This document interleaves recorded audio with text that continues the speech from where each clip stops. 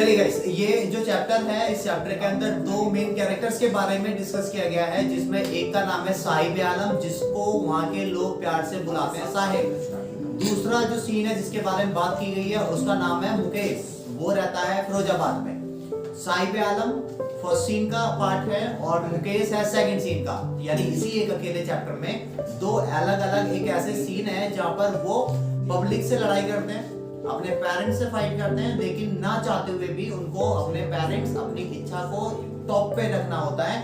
अपनी इच्छा वो नहीं रख सकते, मींस अपनी बात नहीं सामने रख सकते हैं। तो पहले सीन के अंदर जो साहिब आलम जिसने पब्लिक से फाइट की इमोशनली और वो अपनी उसमें उसकी जीत हुई। सेकंड सीन के अंदर बात होती है मुकेश की फाइट होती है उसके अपने खुद के पेरेंट्स से और वो हार जाता है, और जो उसके पेरेंट्स चाहते हैं उसको वो करना पड़ता है, और वो अपनी सारी इच्छाओं को, अपनी सारी उम्मीदों को खत्म कर देता है। ये बात थी मुकेश की। चैप्टर स्टार्ट करते हैं।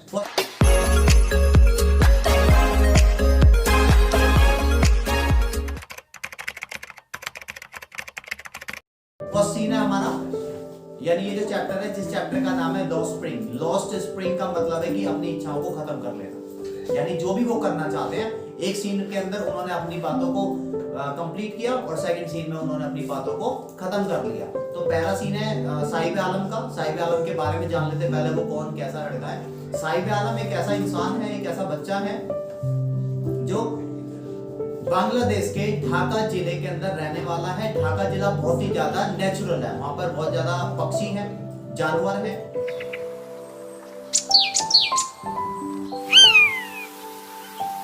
और एक नेचुरल एरिया है, और वहाँ के जो लोग हैं वो बहुत ज्यादा सॉफ्ट है, पोलाइट है, यानी जैसे भी जिसका भी लिविंग स्टैंडर्ड होता है वो उसी के जैसे है। साहिब आलम बांग्लादेश के ढाका जिले के अंदर रहने वाला एक ऐसा बच्चा है जो बहुत ज्यादा सॉफ्ट है, छोटा सा बच्चा है। और वहां पर क्या था, जब ये बच्चा अपने बांग्लादेश के ढाका डिस्ट्रिक्ट में रह रहा था, तो वहां पे किसी प्रॉब्लम की वजह से अपने पूरे घर बार को छोड़ करके किसी आपदा में फंस करके, यानी उसके साथ कोई डिसास्टर हुआ, जिसकी वजह से वहां की जितनी भी पब्लिक जो बची थी वो आज दिल्ली सीमापुरी ला करके छोड़ दी गई है। सो वो जो सीमापुरी आया है बच्चा, यानी जिसका नाम था साहिब आलम। साहिब आलम जो अभी तक बांग्लादेश के ढाका जिले में रह रहा था, एक नेचुरल में, एक प्रकृति के बीच रह रहा था, वो आज दिल्ली के एक ऐसे एरिया के अंदर रहने आ गया है जो बहुत ज्यादा गंदा रहता है। बांग्लादेश का जो ढाका जिला है वो बहुत ज्यादा नेचुरल है, मींस अच्छी पहाड़ियां हैं, वादियां हैं, पेड़ पक्षी हैं, यानी एक नेचुरल एक मतलब प्राकृतिक वाला, वनों वाला सीन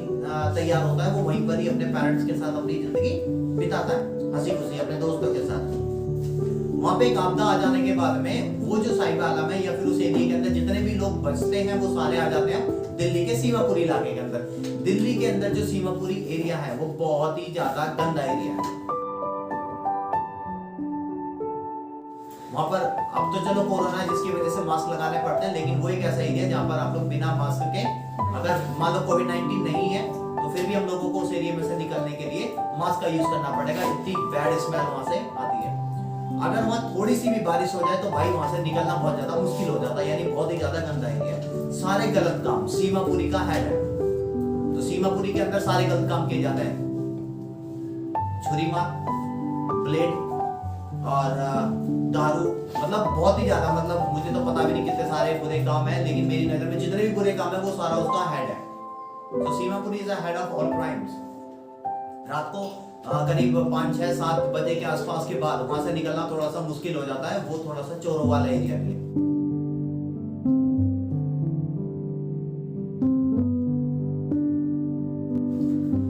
वहां पे झुग्गी झोपड़ियां ज्यादा है और वहां पे चोरी का सामान भी मिलता है।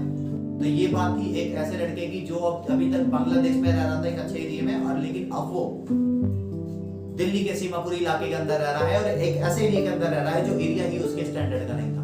अभी तक तो वो अच्छे एरिया में था और अब वो एक बुरे एरिया के अंदर आकर के रहने लगा। तो दिल्ली के सीमापुरी इलाके के अंदर जब वो अपने पेरेंट्स के साथ रह रहा था बांग्लादेश में, तो वो उसके पेरेंट्स कमाते थे, पेरेंट्स ही उसको सपोर्ट करते थे, लेकिन आज उसके साथ ऐसा कोई भी नहीं है। तो आज वो दिल्ली एरिया के अंदर, सीमापुरी के अंदर कबाड़ा बीनता है। तो he is a rag picker, वो कबाड़ी है, रैग पिकर को कबाड़ी बोलते हैं। सो वो दिल्ली के सीमापुरी इलाके के अंदर कबाड़ा बीनता है। जो इंसान कबाड़ा बीनते हैं, हम लोग उनको देख करके थोड़ा सा हम लोगों को बुरा सा फील होता है कि ये एज उनके खेलने कूदने की, पढ़ाई करने की है, वो इस एज के अंदर कंधे पे मतलब वो रख करके वो रख इसको बोल सकते हैं और वो कबाड़ा बीनते हैं। ये थी लाइफ स्टैंडर्ड अब इस टाइम की इसकी साहिब आलम की। साहिब आलम की जो जिंदगी है, लेकिन सबसे अच्छी बात ये थी उसकी जिंदगी में कि उसको कोई भी रोक टोक करने वाला नहीं था। वो मर नहीं सकता, कोई भी इंसान मरना नहीं चाहता, तो वो उस एरिया के अंदर वहां पर क्या करता है, कबाड़ा बीनता है और उसको कोई भी रोक टोक करने वाला नहीं है। ये जो साहिब आलम था, साहिब आलम अब दिल्ली के एरिया के अंदर कबाड़ा बीनता है, इसको रोक टोक करने वाला वहां पर कोई भी नहीं है। जब हम लोग जॉब करते हैं तो जॉब के टाइम पे, तो आपकी जो जॉब की टाइमिंग है, मान लो 10 बजे की मॉर्निंग में जॉब है तो आपको 10 बजे से पहले पहुंचना होगा, और आपकी जॉब अगर शाम को 5 बजे तक है तो 5 बजे के बाद ही निकलना होगा। यानी कुछ बाउंडेशंस होती है, टाइम से पहले आना, टाइम के बाद जाना। लेकिन साहिब आलम की लाइफ में ऐसा आज तक कोई भी इंसान नहीं आया था जो उस पर ओवर कंट्रोल कर सके, उसके रूल ओवर कर सके, यानी उस पर दबाव बना सके, किसी भी काम का, किसी भी चीज का कोई प्रेशर बना सके। तो साहिब आलम अपनी मर्जी से उठता था, अपनी मर्जी से कबाड़ा बीनता था, अपनी मर्जी से जहां मर्जी रेस्ट करता था, यानी उसके ऊपर किसी का भी कोई ओवर कंट्रोल नहीं था। एक दिन अचानक एक राइटर से इस बच्चे की मुलाकात हो जाती है। जैसे हम लोग हैं, अगर हमारे सामने कोई कबाड़ी हमारी गली में से निकलता है तो हम लोग उससे बचना पसंद करते हैं, बैड स्मेल आती है, या कहीं ना कहीं खुश भी हो रहे होते हैं, भाई चल सही है यहाँ पे कूड़ा उठा करके ले जाएगा, यानी हम लोग हमेशा अपने फायदे के बारे में सोचते हैं। लेकिन वो जो राइटर था, राइटर ने इस कबाड़ी को बुलाया अपने पास और इससे बातचीत करी कि भाई तुम कबाड़ा क्यों बीनते हो। तो ये जो बच्चा था, इसने बोला कि मैं कबाड़ा सिर्फ इसलिए बीनता हूँ ताकि मैं अपना गुजारा कर सकूं। कबाड़े भी नहीं करते वो लोग, अपना कमाओ अपना खाओ। कबाड़े पैसा उसको कभी कहीं 2-4 रोटियां मिल जाती थी पड़ी हुई बासी काफी टाइम की, या कोई सही रोटियां भी मिल जाती थी, कभी उसको 1-2 रुपए मिल जाते थे, तो वो बहुत ज्यादा हैप्पी था। जब उसको कभी रोटी मिल जाती थी या कभी उसको कुछ 2-4 पैसे मिल जाते थे तो वो बहुत ज्यादा खुश होता था। वो उसके लिए गोल्ड का काम करता था।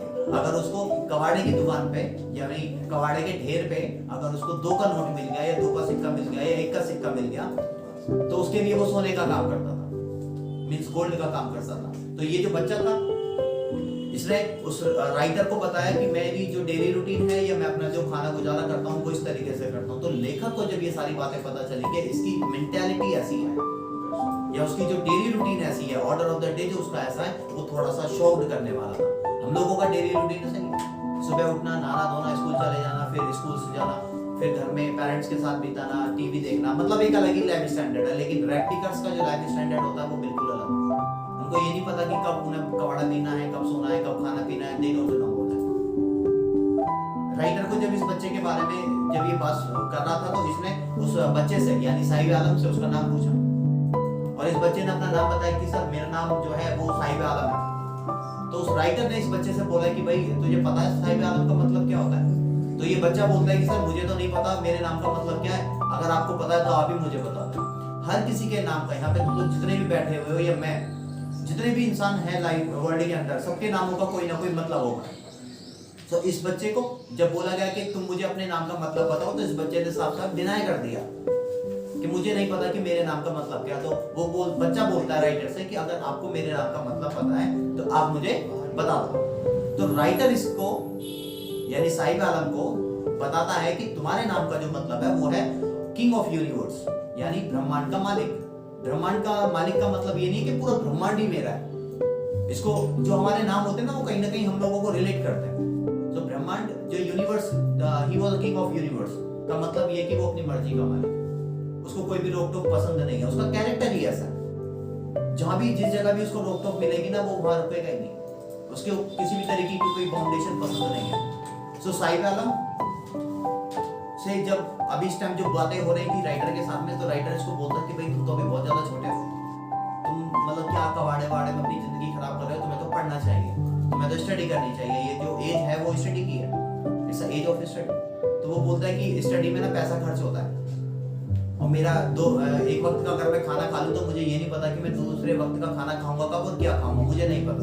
मुझे कहीं अगर कहीं पड़ा हुआ खाना मिल जाता तो सही है, अगर मैं पढ़ाई करूंगा तो मुझे उस पर पैसा खर्च करना पड़ेगा, पैसा आएगा कहां से, सबसे बड़ा क्वेश्चन। तो वो इस बात को लेकर के बहुत ज्यादा परेशान था।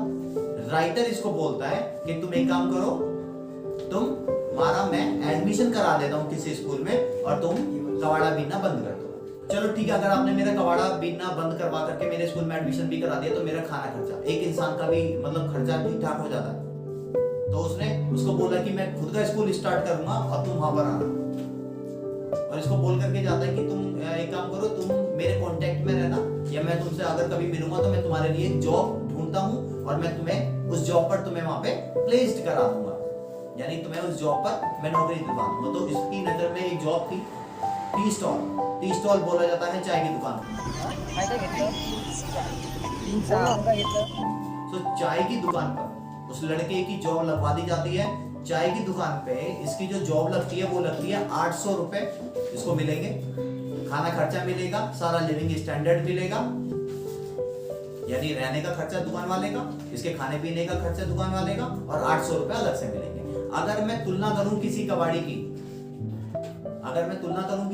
की, उस कबाड़ी की जॉब से बेहतर है ये टी स्टॉल पर काम करना। कबाड़ी की दुकान, जब हम लोग कबाड़े का काम कर रहे थे तो वहां पे क्या था, 1-2 रुपए कभी मिल जाते थे, या रोटी वोटी कहीं पड़ी हुई मिल जाती थी, तो वो एक अलग है। लेकिन यहाँ पर हमारा सारा खाना खर्चा, सारा रहना और 800 रुपए अलग से हम लोगों को मिल रहे हैं, तो कहीं ना कहीं कबाड़ी की जॉब से बेहतर है ये, है ना।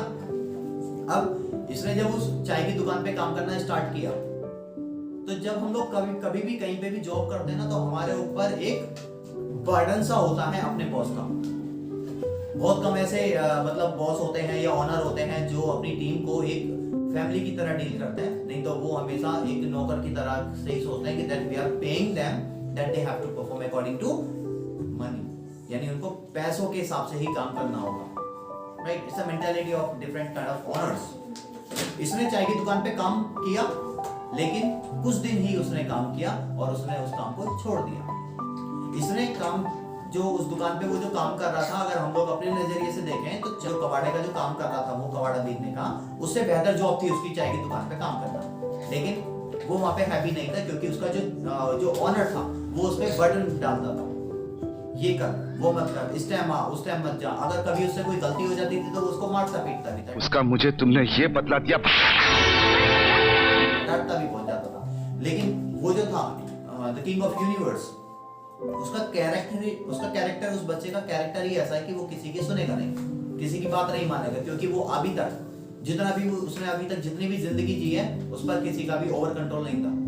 तो वो ना चाहते हुए भी अपनी मर्जी से उस जॉब को छोड़ देता है और दोबारा से वो कबाड़ा बीनना स्टार्ट कर देता है।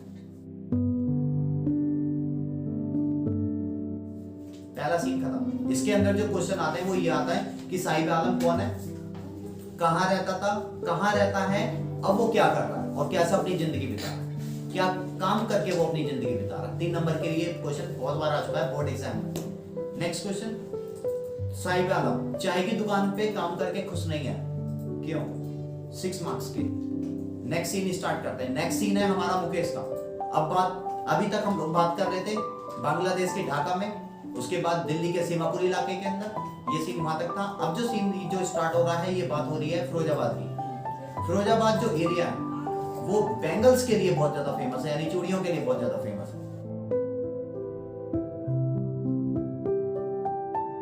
वहां पर बहुत महंगी और बहुत ज्यादा अट्रैक्टिव बैंगल्स बनाई जाती हैं, चूड़ियां बनाई जाती हैं। पूरे फिरोजाबाद के अंदर 70% से ज्यादा लोग बैंगल्स बना करके, यानी चूड़ियां बना करके अपना गुजारा करते हैं। तो उसकी फैमिली, उसकी जो पुश्ते हैं, उसके जो दादा दादी, यानी उसकी जो फैमिली है काफी टाइम से, वो अपने पूरे घर का गुजारा बैंगल्स बना करके ही कर रहे हैं, यानी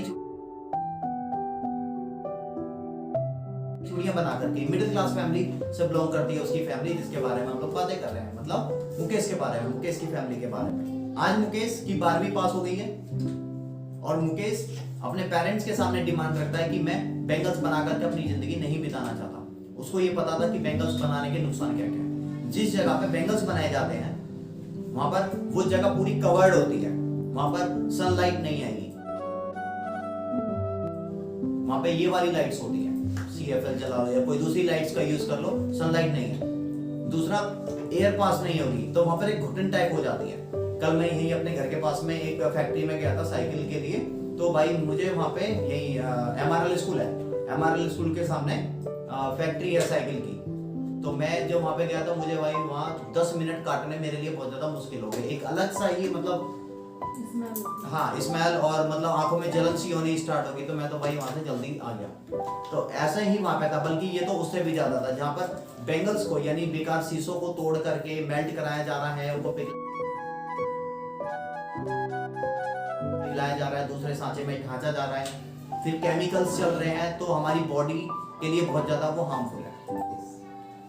बेरोजगारी इतनी है कि करना पड़ता है, लेकिन इट्स हार्मफुल। अब इसमें क्या था कि ये जो मुकेश है, मुकेश अपने पेरेंट्स से बात करने के लिए अब तैयार है, यानी वो 12वीं उसने पास कर लिया अच्छे नंबरों से, और वो ये चाहता है कि मैं बेंगल्स बना करके अपनी जिंदगी नहीं बिताना चाहता। बेंगल्स बनाने के जो नुकसान है, एक तो अस्थमा के पेशेंट्स, सांस के मरीज, जल्दी इंसान का गंजे हो जाना, जो केमिकल्स है वो हमारी बॉडी, केमिकल्स कहाँ लगेगा, हमारी बॉडी को ही तो लगेगा। अगर मान लो यहाँ पर कोई काम किया जा रहा है, कोई फैक्ट्रियां चल रही हैं, तो हम लोग उसी के एनवायरनमेंट में तो रहेंगे, तो वो जो एनवायरनमेंट में अगर हम लोग हैं तो हमारी बॉडी पे तो असर डालेगा, तो या तो हमारी स्किन को वो इफेक्ट करेगा, या हमारे हम जो सांस ले रहे हैं उसको इफेक्ट करेगा, क्योंकि सांस से हमारी बॉडी के अंदर ब्रीथिंग हो रही है, यानी हमारी बॉडी को कहीं ना कहीं वो डिफेक्ट करेगा, इफेक्ट करेगा, नुकसान पहुंचाएगा। सो इसके अंदर जो नुकसान थे, जल्दी बालों का खत्म हो जाना, अस्थमा के पेशेंट्स, जल्दी आंखें खत्म हो जाना, ये डिफेक्ट्स हैं। और ये क्वेश्चन आता भी है कि बेंगल्स बनाने से, जो मुकेश है वो बेंगल्स नहीं बनाना चाहता, क्यों? 3 नंबर के लिए क्वेश्चन बहुत बार आता है। मुकेश ये सारी रियलिटी को जानता था, 12th पास कर लिया, 12th पास जब बच्चा कर लेता तो उसके अंदर एक अच्छी सोच समझ आ जाती है, क्या सही है क्या गलत है। तो आज ये जो बच्चा है वो अपने पेरेंट्स से बात करने के लिए रेडी है, और वो स्टार्ट करना चाहता है अपना गैराज, मोटर मैकेनिक बनना चाहता है। बाइकों का, कारों का, यानी बाइकों और कारों को ठीक करना चाहता है। तो आज ये बच्चा जो एक मिडिल क्लास फैमिली से बिलोंग करता है, आज अपने पेरेंट्स से डिस्कस करता है कि मुझे गैराज खोलना है। तो उसके पेरेंट्स उसको बहुत टाइम तक तो इग्नोर करते हैं, वो बेंगल्स नहीं बना रहा है। एक मिडिल क्लास फैमिली के अंदर मान लो अगर 5 सदस्य हैं और एक बंदा काम नहीं कर रहा है, तो चारों उस पर पैनी नजर रखेंगे कि ये काम नहीं कर रहा है, इसको डांटो, इसको पीटो, इससे काम करवाओ, है ना। सबको काम करना पड़ता है फैमिली के अंदर। अगर हम लोग 5 सदस्य हैं, that everyone will have to support, हर किसी को काम करना होगा। ये जो बच्चा था उसने कभी भी बेंगल्स बनाने की कोशिश ही नहीं करी। वो शुरू से जो उसका इंटरेस्ट था वो था मोटर मैकेनिक के अंदर। उसने अपने पेरेंट्स को 1 बार 2 बार बहुत बार फोर्स किया कि मैं बेंगल्स तो कभी बनाऊंगा ही नहीं, बस तुम मुझे गैराज खुलवा दो, आपको मैं पैसा दूंगा। तो उसके पेरेंट्स ने बोला इसको आज काफी दिन इसको झेलने के बाद में कि तू मोटर मैकेनिक बनना चाहता है, तुझे मोटर मैकेनिक का एमबी पता है, मतलब तुझे तू बाइक का गैराज, कारों का गैराज खोलना चाहता है, तुझे बाइक चलानी आती भी है, तू बाइकों को ठीक करेगा, तुझे बाइक चलानी आती है। एक टोन सा दे दिया उसको। तो उसने बोला कि मैं बाइक चलानी सीख लूंगा। अबे भाई तू कब तो बाइक चलानी सीखेगा, कब तेरे पास बाइक आएगी, कब तू बाइक के बारे में A to Z जानेगा, कब तुझे सर्टिफिकेट मिलेगा, कब तेरे पास मार्केट में तेरी इमेज बनेगी, कब तेरे पास गैराज स्टार्ट होगा, जब तक हम मर लेंगे।